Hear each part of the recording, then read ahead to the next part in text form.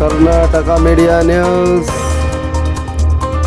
ನೊಂದವರ ಧ್ವನಿಗಾಗಿ ಭ್ರಷ್ಟಾಚಾರದ ವಿರುದ್ಧವಾಗಿ ಸದಾ ಸಿದ್ಧ 24x7. ಮತ್ತೆ ಇಲ್ಲಿನ ಆಡಳಿತದ ಬಗ್ಗೆ ಏನ್ ಹೇಳ್ತೀರಾ? ಇದಕ್ಕೆ ಈ ರೀತಿ ಆಗ್ತಾ ಇದೆಯಲ್ಲ, ಇಲ್ಲಿನ ನಮ್ಮ ತಾಲೂಕಿನ ಆಡಳಿತ ಪೂರ್ಣವಾಗಿ ಈ ಕಾರ್ಯವೈಖರಿ ವಿಳಂಬವಾಗಿದೆ. ನಿರಂತರವಾಗಿ ಅವ್ರು ಏನು ಕೆಲಸ ಕಾರ್ಯ ಮಾಡ್ತಾ ಇಲ್ಲ. ರೈತರಿಗೆ ಬೇಕಾಗಿರೋದು ನೀರು, ಬಾಗಿನ ಅರ್ಪಿಸೋದು ಎಲ್ಲ ಮಾಡ್ತಾ ಇದ್ದಾರೆ. ಮತ್ತೆ ಇದಕ್ಕೇನ್ ಹೇಳ್ತೀರಾ? ಅದು ಬಾಗಿನ ರಾಜಕೀಯದ ಇದು ಪ್ರೇರಿತವಾಗಿ ಇದೊಂದು ಜನಕ್ಕೆ ತುಪ್ಪ ಕಂಡು ಹರಿಸೋ ಒಂದು ತಂತ್ರ. ಇದ್ದೀರಾ, ಇದಕ್ಕೆ ಪ್ರತಿಫಲವಾಗಿ ಇಲ್ಲಿರ್ತಕ್ಕಂಥ ಸಚಿವರು ಯಾವ್ದಾದ್ರು ಕಾಮಗಾರಿ ಯಾವುದಕ್ಕೂ ಸುಮ್ಮನೆ ಪತ್ರ ಬರೆದ್ವಿ, ಮೀಟಿಂಗ್ ಮಾಡಿದ್ವಿ, ಹೇಳಿದ್ವಿ ಅಂತ ಬಿಟ್ರೆ ಇದುವರೆಗೂ ಯಾವುದೋ ಒಂದು ಅಧಿಕೃತವಾಗಿ ನಾವು ಮಾಡ್ತೀವಿ ಎಂಬ ಭರವಸೆನ ನಮ್ಮ ಸಚಿವರು ಕೊಟ್ಟಿಲ್ಲ. ನಮಸ್ಕಾರ, ಕರ್ನಾಟಕ ಮೀಡಿಯಾ ನ್ಯೂಸ್ಗೆ ಸ್ವಾಗತ. ನಾನು ನಿಮ್ಮ ಪ್ರೀತಿಯ ಮಹೇಶ್. ತಾಲೂಕು ಆಫೀಸ್ ಮುಂಭಾಗ ಹಸಿರು ಸೇನೆ ರೈತ ಸಂಘಟನೆ ವತಿಯಿಂದ ಅಮರಣ ಅಂತ ಉಪವಾಸ ಸತ್ಯಾಗ್ರಹವನ್ನು ಇಟ್ಕೊಂಡಿದ್ದಾರೆ. ಆ ರೈತರ ಕುಂದುಕೊರತೆಯನ್ನು ತಾಲೂಕಿಗೆ ಬೇಕಾಗಿರ್ತಕ್ಕಂಥ ಏನು ಹೋರಾಟದ ಒಂದು ರೂಪುರೇಷೆಗಳಿದೆ, ಆ ತಾಲೂಕು ಹಸಿರು ಸೇನೆಯ ಸಂಘಟನೆಯ ಎಲ್ಲ ಒಂದು ಅಧ್ಯಕ್ಷರು ಹಾಗೂ ಇಲ್ಲಿ ನಡೆದಿರ್ತಕ್ಕಂಥ ರೈತರನ್ನೇ ಸಂಪೂರ್ಣವಾಗಿ ವಿಚಾರಿಸಿ ಅದರ ಬಗ್ಗೆ ಮಾಹಿತಿ ತಿಳ್ಕೊಳ್ಳೋಣ ಬನ್ನಿ ವೀಕ್ಷಕರೇ. ಈಗ ನಮ್ಮ ಯಗುನಹಳ್ಳಿ ಹೋಬಳಿಯ ಕಲ್ಬಳ್ಳಿ ಭಾಗದ ಗಾಯತ್ರಿ ಜಲಾಶಯ ಸೇರಿ 16 ಕೆರೆಗಳಿಗೆ ವಾಣಿ ವಿಲಾಸ ಜಲಾಶಯದಿಂದ ನೀರನ್ನು ಹರಿಸಬೇಕು ಮತ್ತು ಈ ಕಡೆ ಕಸ್ಬಾ ಮತ್ತು ಐಮಂಗಳ ಭಾಗದ 6 ಕೆರೆಗಳಿಗೆ ನೀರು ಹರಿಸಬೇಕು. ಮತ್ತು ವಾಣಿ ವಿಲಾಸ ಜಲಾಶಯಕ್ಕೆ ಯಾವುದಾದ್ರೂ 3ರಿಂದ 10 TMC ನೀರನ್ನು ಮೀಸಲಿಡಬೇಕು ಅಂತಂದೇಳಿ ನಾವು ಈಗ ಯಗುನಹಳ್ಳಿಯಲ್ಲಿ 253 ದಿವಸದಿಂದ ನಿರಂತರ ಚಳವಳಿ ಮಾಡಿದ್ವಿ. ಈಗ ಆ ಚಳವಳಿಯನ್ನು ತಾಲೂಕು ಕಚೇರಿಗೆ ಸ್ಥಳಾಂತರ ಮಾಡಿಕೊಂಡು ಈಗ ಮಾಡು ಇಲ್ಲ ಮಡಿ ಎಂಬ ವಿಚಾರವಾಗಿ ಕುತ್ಕೊಂಡು ಅಹೋರಾತ್ರಿ ಧರಣಿ ಸತ್ಯಾಗ್ರಹವನ್ನು ನಿನ್ನೆ ಮಾಡಿದ್ವಿ. ಇವತ್ತಿಂದ ಉಪವಾಸ ಸತ್ಯಾಗ್ರಹವನ್ನು ನಾವು ಪ್ರಾರಂಭ ಮಾಡಿದ್ದೇವೆ. ಸರ್ಕಾರ ಆ ಭಾಗಕ್ಕೆ ಕೂಡಲೇ ನೀರಿಸುವಂಥ ಆದೇಶ ಮಾಡಬೇಕು. ಯಾಕಂದರೆ ಅಲ್ಲಿ ತುಂಬ ಬಹಳ ಅಪಾಯಕಾರಿ ಇದೆ ಅಂತ ಜಲ ಸಂಪೂರ್ಣ ಕುಸಿದೋಗಿದೆ. ಈಗ ಎಲ್ಲ ಕೆರೆ ಕಟ್ಟೆಗಳು ಖಾಲಿಯಾಗಿವೆ. ಹಿಂದಿನ ಸಲ ಕೂಡ ಎಲ್ಲ ಟ್ಯಾಂಕರ್ ಮುಖಾಂತರ ಸರ್ಕಾರ ನೀರನ್ನು ಒದಗಿಸಿತ್ತು. ಇದ್ದೀರಾ, ಇದಕ್ಕೆ ಪ್ರತಿಫಲವಾಗಿ ಇಲ್ಲಿರ್ತಕ್ಕಂಥ ಸಚಿವರು ಯಾವ್ದಾದ್ರು ಕಾಮಗಾರಿ ಯಾವುದಕ್ಕೂ ಸುಮ್ಮನೆ ಪತ್ರ ಬರೆದ್ವಿ, ಮೀಟಿಂಗ್ ಮಾಡಿದ್ವಿ, ಹೇಳಿದ್ವಿ ಅಂತ ಬಿಟ್ರೆ ಇದುವರೆಗೂ ಯಾವುದೋ ಒಂದು ಅಧಿಕೃತವಾಗಿ ನಾವು ಮಾಡ್ತೀವಿ ಎಂಬ ಭರವಸೆನ ನಮ್ಮ ಸಚಿವರು ಕೊಟ್ಟಿಲ್ಲ. ಯಾವುದೇ ಒಂದು ಭರವಸೆ ಸಿಕ್ಕಿಲ್ಲ. ಹಾಗಾಗಿ ಈಗ ನಾವು ಅಮರಣಾಂತರ ಉಪವಾಸ ಸತ್ಯಾಗ್ರಹಕ್ಕೆ ಮುಂದಾಗಿದ್ದೇವೆ. ಮಾಡು ಇಲ್ಲ ಮಡಿ ಅಂತಂದೇಳಿ ಇಲ್ಲ ನಮ್ಮ ಪ್ರಾಣ ತ್ಯಾಗ ಮಾಡೋಕ್ಕೂ ನಾವು ತಯಾರಾಗಿದ್ದೇವೆ. ಈಗ ಈ ಭಾಗದ ಕೆರೆಗಳು ನೀರು ತುಂಬಿಸದೆ ಹೋದರೆ ಈ ತಾಲೂಕಿನಲ್ಲಿ ಆಗುವ ಎಲ್ಲ ಅನಾಹುತಗಳಿಗೆ ಶಾಸಕರು ಮತ್ತು ಜಿಲ್ಲಾಡಳಿತ ಹೊಣೆಯಾಗುತ್ತೆ. ಯಾಕಂದರೆ ಭಾಳಷ್ಟು ರೈತರು ಭಾರಿ ನೊಂದಿದ್ದಾರೆ. ಸಾವಿರಾರು ಅಡಿ ಬೋರ್ ಕೊಡೋದು ನೀರಿಲ್ಲ, ಸಿಕ್ಕಾಪಟ್ಟೆ ಬೋರ್ ಕೊಡೋದು ಸಖತ್ತು ಸಾಲ ಮಾಡ್ಕೊಂಡಿದ್ದಾರೆ. ಇವತ್ತು ಬದುಕುಗಳನ್ನು ಕಟ್ಕೊಳ್ಳೋದಕ್ಕೂ ಸಹ ಕಷ್ಟದ ಪರಿಸ್ಥಿತಿ ನಿರ್ಮಾಣ ಆಗಿದೆ. ಹಾಗಾಗಿ ನಾವು ಕೇಳ್ತಕ್ಕಂಥದ್ದು ನ್ಯಾಯಯುತವಾಗಿದೆ. ಸರ್ಕಾರ ಕೂಡಲೇ ಇದಕ್ಕೆ ಸ್ಪಂದಿಸಿ ಯಾವುದಾದ್ರು ಮೂಲದಿಂದಲಾದರೂ ನಮಗೆ ನೀರು ಕೊಡ್ತಕ್ಕಂಥ ಕೆಲಸವನ್ನು ಮಾಡಬೇಕು. ಈ ಬಜೆಟಲ್ಲೇ ಹಣವನ್ನು ಇಡಬೇಕು ಅಂತಂದೇಳಿ ನಾವು ಸರ್ಕಾರಕ್ಕೆ ಒತ್ತಾಯ ಮಾಡ್ತಾ ಇವತ್ತು ಅನಿರ್ದಿಷ್ಟಾವಧಿ ಧರಣಿ ಸತ್ಯಾಗ್ರಹವನ್ನು ಶುರು ಮಾಡಿ ಈಗ ಅಮರಣಾಂತರ ಉಪವಾಸ ಸತ್ಯಾಗ್ರಹ ಇವತ್ತಿನ ಪ್ರಾರಂಭ ಆಗಿದೆ. ನಾವೊಂದು 6 ಜನ ಉಪವಾಸಕ್ಕೆ ಕುತ್ಕೊಂಡಿದ್ದೀವಿ. ನಾಳೆಯಿಂದ ಸಂಖ್ಯೆ ಜಾಸ್ತಿ ಆಗುತ್ತೆ.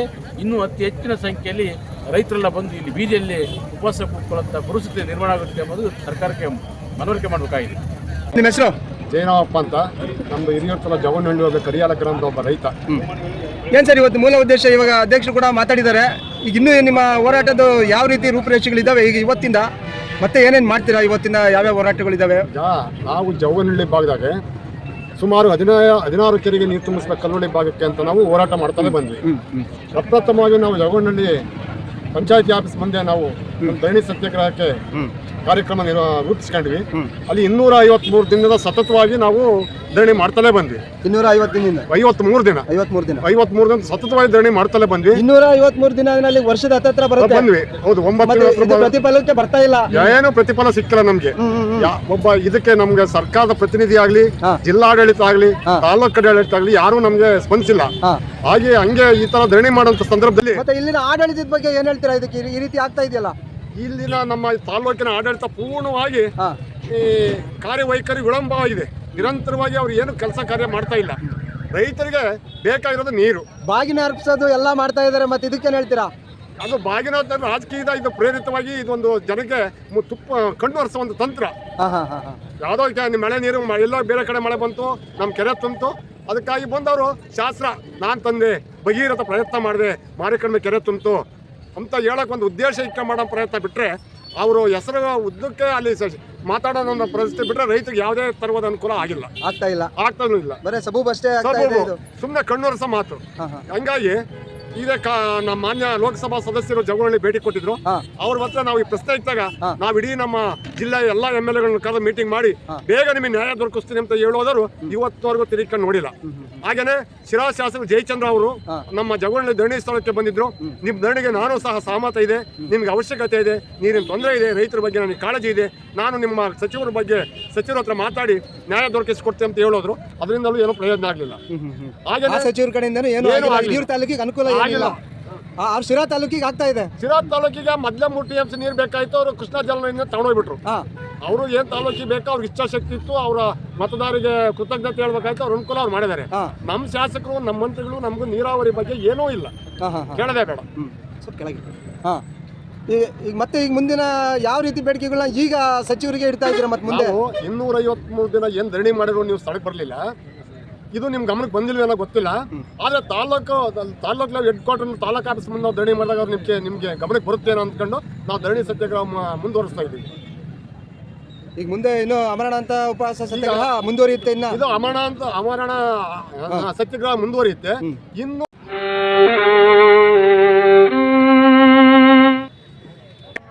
ಕರ್ನಾಟಕ ರಾಜ್ಯ ರೈತ ಸಂಘಕ್ಕೆ ಹೋರಾಟ ಹೋರಾಟ ಹೋರಾಟ ಹೋರಾಟ ಹೋರಾಟ ಇಲ್ಲಿಯವರೆಗೆ ಹೋರಾಟ ಇಲ್ಲಿಯವರೆಗೆ ಹೋರಾಟ ನಮ್ಮ ನೀರು ಪ್ರಾಣ ಕೊಟ್ಟೆವು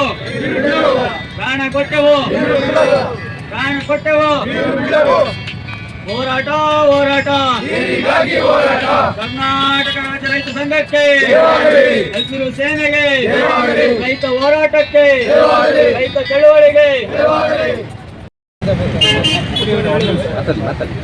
ಮೊನ್ನೆ ತಾನೇ ನೀವು ಅಂದ್ರೆ MI ಸಚಿವರು ನಾವು ಗಮನಕ್ಕೆ ಬಂದಿಲ್ಲ ಅಂತ ಕೇಳಿ ಡಬಲ್ ಇದ್ದಾರೆ.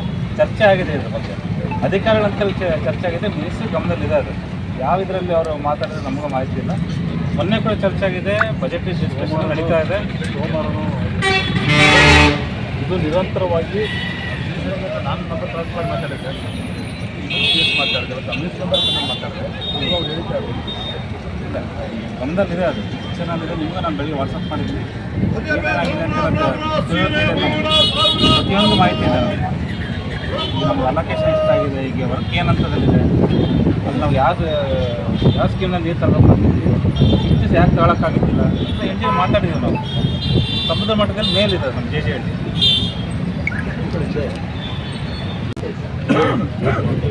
ಅದು ಏನಾಗುತ್ತೋ ಸರ್ಕಾರ ಮಟ್ಟದಲ್ಲಿ ತೀರ್ಮಾನ ಆಯಿತು.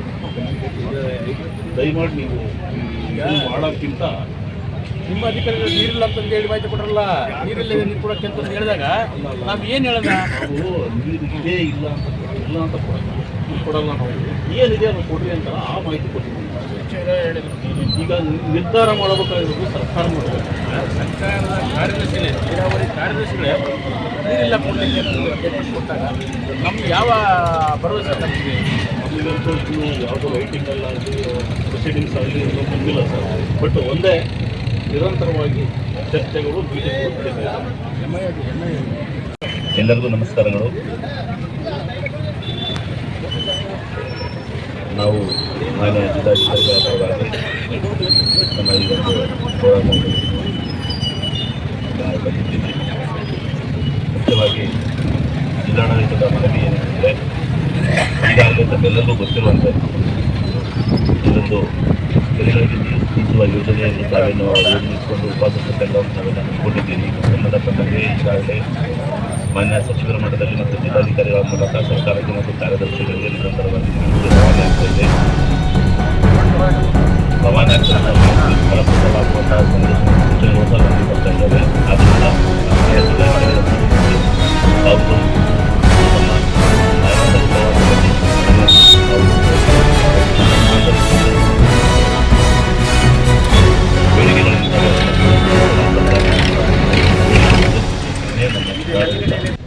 ಅಲೋಕೇಶನ್ ಏನಿದೆ ಅದರಲ್ಲಿ ಸರ್ಕಾರ ಮಟ್ಟದಲ್ಲಿ ತೀರ್ಮಾನ ಆಗುತ್ತೆ. ಇದುವರೆಗೆ 1 TMC ಅಂತ ಎಲ್ಲೂ ಅದನ್ನ ಚರ್ಚೆ ಆಗಿದ್ದು ಇಲ್ಲ. 1 TMC ಈಗ ಎಷ್ಟು TMC ಹಂಚಿಕೆ ಆಗಿದೆ ಟೋಟಲ್ ನಮ್ಮ ಹಿರಿಯೂರು ಮಾರಿಕಣಿಮೆ ಡ್ಯಾಮಿಗೆ? ಭದ್ರಾದಿಂದ 2 TMC ಹಂಚಿಕೆ ಆಗಿದೆ. ಶಿರಾ ತಾಲೂಕು ತುಮಕೂರು ತಾಲೂಕಿಗೆ ತುಮಕೂರಿಗೆ ಹೋಗಿರ್ತಕ್ಕಂಥದ್ದು ಎಷ್ಟು TMC ಸರ್? 3 TMC. ಹಿರಿಯೂರು ಡ್ಯಾಮಿಗೆ ಇರ್ತಕ್ಕಂಥದ್ದು ಎಷ್ಟು TMC? ಟೋಟಲ್ ಕೆಪಾಸಿಟಿ ಅಷ್ಟು 27 ಇದೆ. ಹಾಂ ತುಂಬ ದೂರ ಮಳೆ ಆಶ್ರಿತದಿಂದ ಈಗ ಸರ್ ಅಲ್ಲಿ ಬೋರ್ ಕಡಿಮೆಗೆ ಅದು ಕೆಪಾಸಿಟಿ 2 TMC 11 TMC ಕೊಟ್ಟರೆ ಇದು 30 TMC ಡ್ಯಾಮ್ಗೆ 2 TMC ಇದು ಯಾವ ಲೆಕ್ಕ? ಹಾಂ ಒಂದು ಈಗ ಸಣ್ಣ ನೀರಾವರಿ ಇಲಾಖೆ ನಾವು ನಮ್ಮ ಮಿನಿಸ್ಟರ್ ಅವರು ಒಂದು ಸಭೆ ಕರೆದ್ರು, ಅಧಿಕಾರಿಗಳೆಲ್ಲ ಅವತ್ತು ರೂಟ್ ಮ್ಯಾಪ್ ಮಾಡಿದ್ರು. ಒಂದು